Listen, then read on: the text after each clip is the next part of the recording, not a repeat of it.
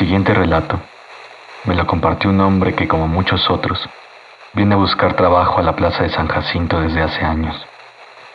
Todos los días desde las 5 de la mañana, los albañiles esperan en las bancas y banquetas de la plaza que algún contratista los elija para trabajar en alguna obra. Me dicen que conseguir trabajo es cada vez más complicado. A veces esperan durante horas sin que nadie los contrate. A veces pasan días sin conseguir nada. Durante uno de esos lapsos de espera, uno de los trabajadores me contó lo que sigue.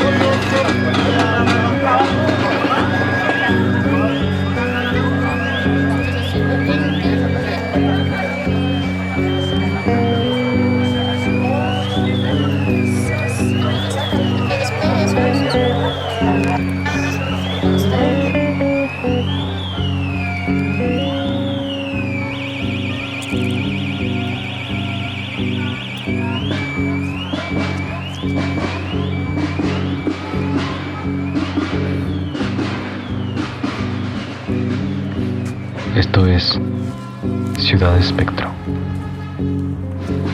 Hoy presentamos Ofrenda.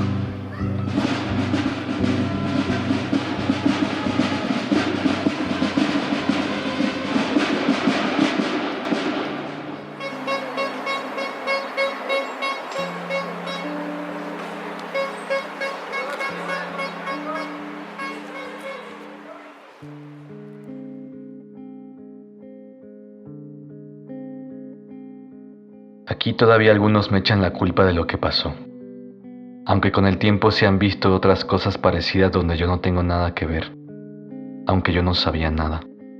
Y pues ¿cómo iba a saber? ¿Quién se va a estar imaginando esas cosas? Lo único que yo sabía es que me estaba metiendo en algo chueco. ¿Pa' qué miento? No sabía bien a bien dónde andaba la cosa torcida, pero desde que me la solía, pues sí. Lo sospechaba porque el contratista me pidió que llamara a puro peón para el trabajo. Y ya cuando a uno le dicen eso, se da cuenta que quieren a gente inexperta para pagar lo que les dé la gana. Eso es cada vez más común. Los contratistas se aprovechan de que cada día somos más aquí en la plaza. Cada día somos más y cada vez estamos más desesperados.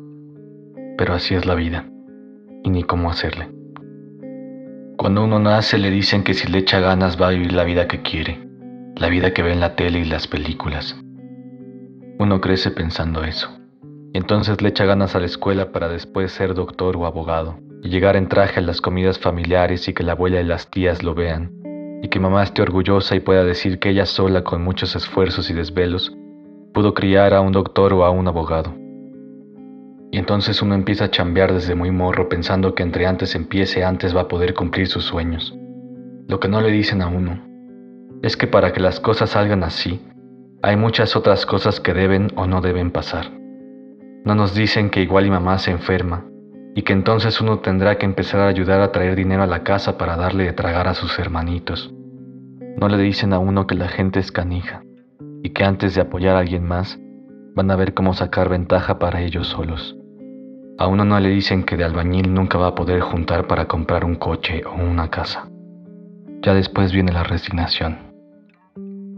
Cuando uno lleva 30 años trabajando en el mismo lugar, ya no le quedan ganas de comprar coches y mansiones.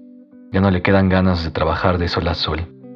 Entonces uno va entendiendo las cosas. Se da cuenta de que el mundo no es como lo pintan. Y que si uno nació pobre, lo más probable es que se quede así. Por más que trabaje, por más que le eche ganas, puede que la vida tenga reservado para nosotros un lugar jodido y ya. No hay más. Puede que uno tarde, pero lo termine aceptando. Algunos me dicen que si pienso las cosas así, así me voy a quedar. Dicen que estoy jodido porque tengo mentalidad de pobre, pero yo prefiero ver las cosas como son y no ser ingenuo. Yo ya no busco cumplir mis sueños o eso que pensaba que eran mis sueños cuando era niño. Después de mucho tiempo se me fueron las ansias de conseguir dinero y cosas caras. Lo que sí no se fue es el hambre. Esa sigue igual. Por eso acepté, aunque el trabajo le ofrecía a Carrillo, que es el más corrupto de los contratistas que vienen acá. Lo acepté porque llevaba varias semanas sin conseguir nada. Como decía, Carrillo me había pedido personalmente que le juntara un grupo, pero solo de jóvenes. Los viejos siempre le traían problemas.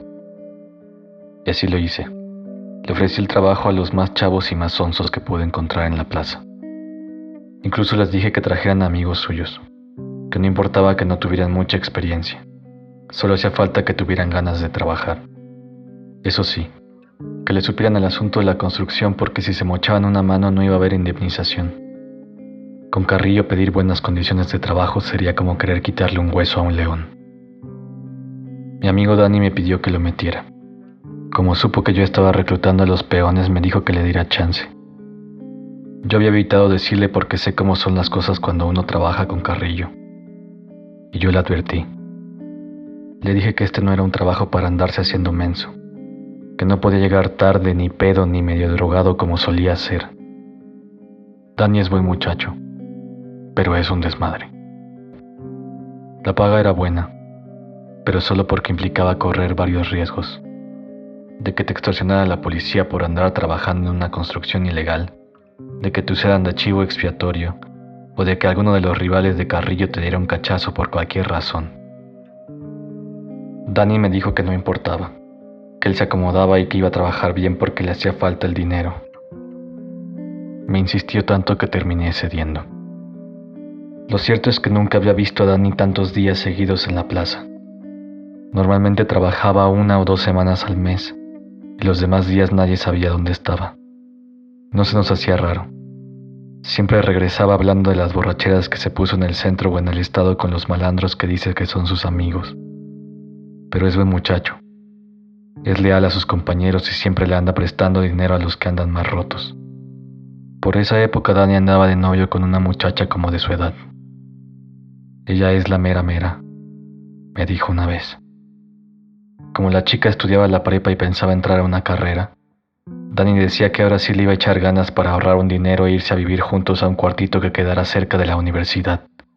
Yo pensaba que eso no le iba a durar mucho. Ya me había dicho las mismas cosas sobre otras de sus novias.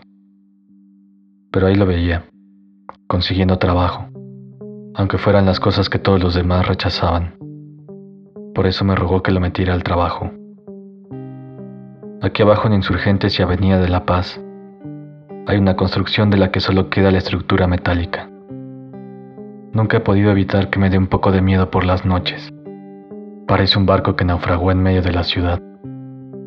Supuestamente, la obra había sido clausurada por dañar el patrimonio de la zona o algo así. Pero se decía que más bien todos los trabajadores de esa obra empezaron a renunciar uno a uno después de un accidente. Decían que a veces, de los montones de vigas se caía 1 o 2, y que el ruido que hacían al caer parecía subir de volumen cada vez más hasta que repentinamente se detenía. También decían que al terminar la jornada, cuando todos los trabajadores habían salido, se escuchaba como si alguien siguiera martillando las vigas. De esas cosas se habla siempre. Nuestro gremio es muy supersticioso. Por eso se hacen altares y adornos con flores que se colocan en las construcciones, porque nunca falta uno que otro ruido, algo que se cae o cosas por el estilo. Yo no me creo nada de eso. Se me hacen jaladas. Lo que sí fue un problema fue el accidente que hubo donde parece que una viga cayó desde 2 pisos de altura y alcanzó a un albañil. No le cayó encima. Uno de los bordes de la viga alcanzó a rozarlo y le hizo una herida que le abrió la carne en uno de los costados de la espalda, desde el hombro hasta la cintura. Pero ni siquiera fue eso por lo que se detuvo la construcción. Más bien fueron problemas de corrupción. A nadie le sorprendió. No es raro trabajar en obras irregulares, sobre todo cuando Carrillo está involucrado. Nadie se sorprende ni se indigna. Pero a mí sí me cala que un compañero salga afectado por un accidente y que nadie haga nada. En el gremio de la construcción se dice mucho que las obras piden sangre. Así se explican la mayoría de las tragedias que le suceden a los albañiles. Dicen que hay que darle a la tierra una ofrenda. Yo no sé qué más se le puede dar además de lo que ya le da uno. Trabajar en construcción es como dejar empeñado el cuerpo para obtener a cambio un poco de vida. Yo no me creo esas cosas supersticiosas. Accidentes ocurren en todas partes. Por eso, porque todas esas cosas me parecen unas jaladas, preferí ahorrarme el ritual de la ofrenda para la construcción. Siempre hago eso. Prefiero no meterme en esas cosas. Normalmente los trabajadores aprovechan esas ceremonias para ponerse pedos y dizque hacer unas cuantas oraciones para que la construcción vaya bien. Yo pienso que para que no haya problemas en la obra, más bien hay que ponerse abusado y no andar confiando en quién sabe qué santo para que nos proteja. La hora en la que íbamos a trabajar era ilegal, por eso los turnos eran en la madrugada, para no llamar la atención de los inspectores. La policía no era problema porque Carrillo y su gente los tenían ya bien pagados. Encima de todo eso, que tuviéramos que trabajar por la madrugada me daba todavía más mala espina. Pero Carrillo me dijo que me iba a pagar bien por echarle la mano juntando a los chavos. Con eso intentaba convencerme de que todo valía la pena. Después de un par de semanas de trabajar empezaron a caer los pagos. Eran buenos pagos, porque Carrillo no solo pagaba por lo que hacíamos en la obra, sino que también tenía que asegurarse de que nadie anduviera descontento para que no denunciaran la construcción. Cuando apenas me iba acostumbrando a trabajar de madrugada y pensaba que nada iba a salir mal, empecé a notar algo raro en Dani. Llegaba cada vez más tarde y más cansado, como si no hubiera dormido en varios días. No era la primera vez que lo veía así. Yo ya me conocía las crudas del Dani, pero como esas otras veces yo no me sentía responsable de él, solo me burlaba un poco y él me mentaba la madre y nada más. Pero esta vez sí me preocupaba, porque si Carrillo se enteraba de que uno de los chamacos que yo contraté estaba haciendo mal el trabajo, me las iba a tener que ver con él. Le advertí a Dani que si seguía así lo iba a tener que echar, que se iba a tener que ir olvidando del cuartito que quería rentar con su novia. Yo esperaba que me dijera una mentira, que me diera por mi lado o que de plano me mandara a volar. Pero no hizo ninguna de esas cosas. Estaba sentado con la cabeza entre las piernas y en lugar de decirme algo empezó a llorar, o más bien se sorbía los mocos y me decía algo que yo no podía entender. No me esperaba esa reacción. Lo primero que pensé es que lo había cortado su novia. Intenté agarrarlo del brazo y le dije, ya hombre, no pasa nada. Todo mundo se recupera de un corazón roto. Pero él se jaloneó hasta soltarse de mi mano. Me dijo que no era eso, que ahora sí se había metido en un problema gordo. Me dijo que le debía dinero a la gente de Carrillo. ¿Eres bruto o qué, Daniel? Dani no se llama Daniel, se llama Dani. Pero en ese momento me salió decirle así. Les pedí prestado un dinero. Pensé que iba a poder pagar pronto. Te juro que pensaba pagar a tiempo, pero tuve unos problemas. Yo no lograba entender cómo es que Dani, después de las advertencias que le di, después de todo lo que se dice sobre Carrillo y la gente para la que trabaja, había sido tan idiota como para pedirle dinero prestado. Pero entonces Dani me explicó cómo fue la cosa. Al parecer, el día en que se hizo la ofrenda llegaron unos güeyes de traje y corbata que Carrillo decía que trabajaban para los patrones. Dani me dijo que los trajeados venían muy serios, que les hablaron de que en otras épocas a las construcciones se les ofrendaban cuerpos humanos. Todo mundo sabe la leyenda que cuenta que en el Estadio Azteca se enterraron trabajadores vivos en los cimientos, porque según dicen, los huesos humanos le dan mayor consistencia a la mezcla. Dicen que en el Azteca el mismísimo diablo se apareció y ofreció mantener en pie el estadio por toda la eternidad a cambio de varios sacrificios. Eso cuentan, pero es solo eso, puros cuentos. Según Dani, los güeyes de traje parecían tomarse muy en serio esas cosas. Les dijeron que en nuestra época ya no se acostumbraba a emparedar gente y cosas por el estilo, pero que igual era necesario entregar algo. Un sacrificio simbólico, decían. No todos tenían que hacerlo. Con que 2 o 3 se ofrecieran era suficiente. Nadie decía nada. Las miradas clavadas en el suelo. De pronto uno de los hombres de traje mencionó, como si fuera cualquier cosa, que quienes se ofrecieran obtendrían un beneficio económico. Fue ahí cuando se echaron a Dani al bolsillo. Aunque dudó todavía un momento, decidió dar un paso al frente casi al mismo tiempo que otro chico. Carrillo hizo un gesto de aprobación. Entonces los güeyes de traje se acercaron a los dos que se habían ofrecido. Les tomaron el brazo con fuerza y cada uno sacó un cuchillo, con el que les hicieron una pequeña incisión en el antebrazo. De la herida brotaron unas cuantas gotas de sangre que cayeron en la tierra suelta. Eso fue todo. Al terminar la jornada, cuando apenas el cielo empezaba a clarear, Carrillo llamó a Dani y al otro chico y sin mucha ceremonia les extendió un fajo de billetes. Muchas gracias, muchachos. Si necesitan más de estos, les dijo Carrillo señalando los fajos de dinero, nada más díganme y les mando a decir a los jefes para que me autoricen. Eso sí, seguro les van a pedir otro favorcito de estos. Mire, como ya dije, a mí todas estas cosas de los rituales y demás se me hacen pura tontería. Pero sí creo que tampoco hay que andar jugándole al muy acá. Mejor no meterse y ya. Pero Dani no pensó igual. Pocos días después decidió tomarle la palabra a Carrillo. Quería mudarse con su novia lo antes posible y las rentas de los cuartos estaban mucho más caras de lo que había pensado. Dani me contó que cierto día decidió acercarse a Carrillo. Estaba nervioso. No sabía si lo que les había dicho la otra vez era cierto. Eso de que podían recibir más dinero solo por derramar unas cuantas gotas de sangre. Carrillo siempre se trae a todos de bajada, en especial a los más jóvenes que le creen cualquier cosa que dice. Pero al parecer esta vez no había mentido. Carrillo accedió de inmediato cuando Dani le dijo que si podían verse para arreglar otro acuerdo como el que habían hecho el día de la ceremonia. Pero esta vez Carrillo citó a Dani en otro lugar, en una casa vieja de San Ángel. Lo que Dani cuenta sobre ese día no es muy claro. Él mismo no lo recuerda bien. Habló de una sala muy grande y apenas iluminada con velas. Habló de los hombres de traje. Pero no me hicieron nada, decía Dani como si intentara convencerme de algo. No me sacaron ni siquiera una gota de sangre. Cuando Dani me dijo cuánto dinero le habían pasado, me di cuenta que la cosa no podía ir por buen camino. Le habían dado como 80,000 pesos en efectivo, a cambio de quién sabe qué.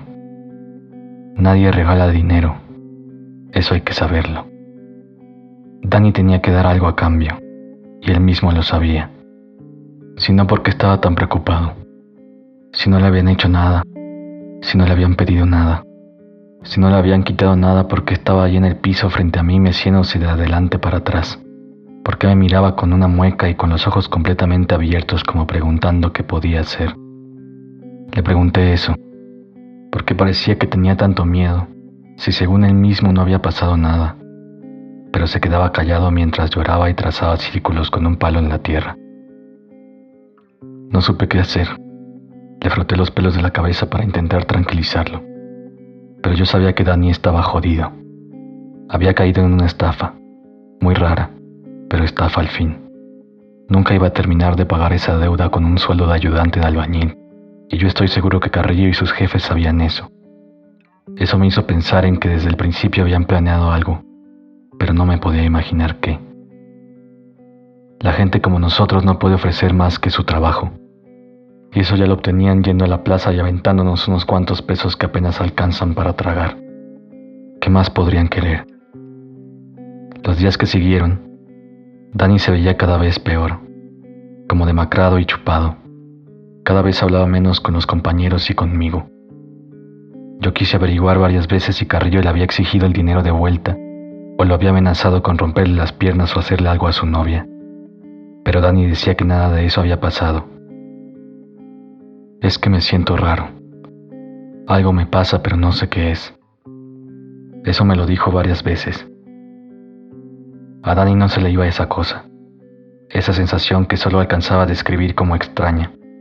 Aunque fue al doctor, se hizo varios remedios caseros, e incluso fue con una como chamana que tenía un negocio acá abajo en Plaza Inn. Aunque intentó varias cosas, seguía viéndose cada día peor. Entonces empezaron las heridas. Primero fue en la pierna, un corte de unos 5 centímetros hecho como con un cuchillo, pero sin que ningún filo se le hubiera acercado a la carne. Dani había trabajado casi toda la jornada como siempre, sin ninguna molestia. Poco después del primer descanso, lo vi hacer una mueca de dolor al cargar un martillo de esos grandes. Después de unos cuantos pasos se tiró al piso agarrándose la pantorrilla. Se quedó unos momentos en el suelo. Me acerqué para ayudarlo y cuando llegué junto a él, Dani se había descubierto la pierna levantándose el pantalón. Entonces vi la herida. Era profunda. La piel de su pierna se había rasgado dejando ver la grasa y el músculo rojo y caliente. Unos pequeños gusanos blancos, abultados, se deslizaban por la carne de la abertura. Le pregunté qué le había pasado, cuánto tiempo llevaba con la herida para que se le estuviera pudriendo. Me dijo que acababa de pasarle, que hacía un segundo no tenía ninguna herida. Lo levanté y lo llevé como pude hacia la única fuente de agua que había en la obra. Entre gestos y gemidos de dolor, limpié la herida lo mejor que pude. Dani me miraba como suplicando. El miedo en su cara superaba el dolor que sintió cuando fui quitando uno a uno las larvas que se aferraban a su carne. No podíamos ir a revisarle la herida en ese momento. Si salíamos de la obra en horas de trabajo, no importaba por qué razón, nos penalizarían. Le dije a Dani que se quedara en un rincón el resto de la jornada. Cuando terminamos de trabajar, su novia lo recogió en un taxi. Le ayudé a subirse al coche y le dije que fueran a ver a un doctor. Parecía buena muchacha. Era muy cariñosa con Dani. Mientras veía el taxi avanzar sobre Insurgentes, pensé en que Dani no podría trabajar por lo menos durante una semana y que seguramente tendría que gastar en medicamentos para curarse la herida. Pensé que yo podía ayudarle con algo, aunque fuera un poco. Al día siguiente, a la hora de la entrada, allí estaba Dani. No puedo faltar ni un día, me dijo cuando me acerqué. Le pregunté por qué, pero él solo me miró como si la respuesta fuera obvia. Y pues sí era obvia.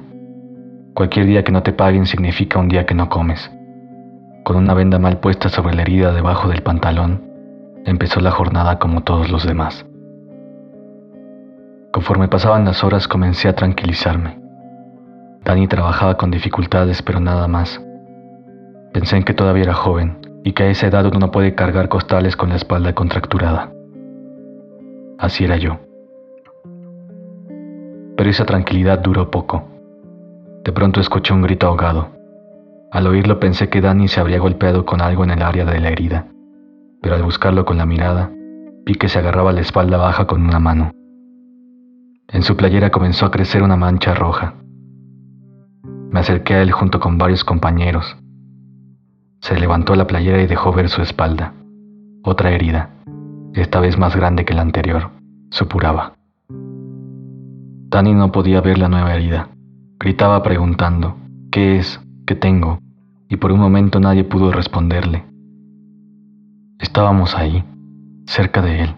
No se cayó ni se cortó con nada. La herida había aparecido de un momento a otro. No era posible.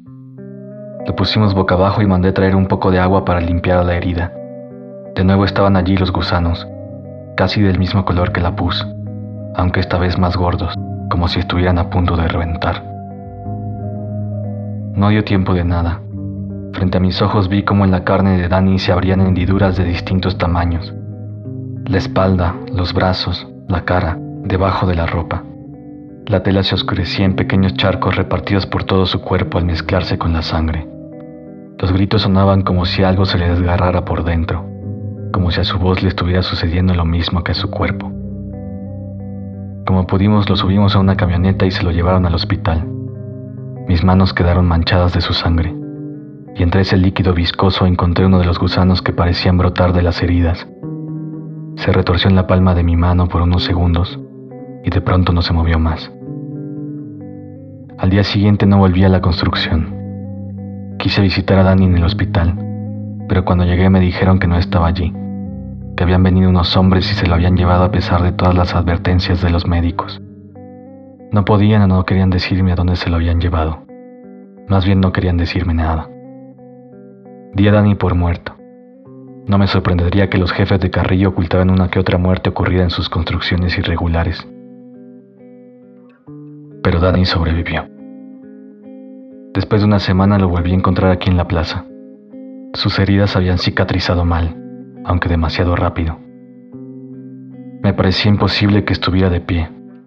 Me parecía imposible que estuviera vivo. Había visto su cuerpo casi deshacerse frente a mis ojos. Allí en la plaza, parecía como ido. Le pregunté por su novia, y solo me dijo que ya no la veía. Solo así, como si se hubiera olvidado que juró cambiar su vida por ella. Quise invitarle un refresco, pero me dijo que debía irse, que tenía un trabajo, y ya no me explicó nada más. Lo he visto pocas veces después de eso, pero esas pocas veces siempre se queda sentado en una de las bancas alrededor de la fuente. No habla con nadie y se queda viendo el suelo como si no viera nada. No sé bien qué pasó después del hospital, pero algo le sacó la vida del cuerpo. Carrillo viene a recogerlo cuando empieza a atardecer. Parece que ya no trabaja con nadie más.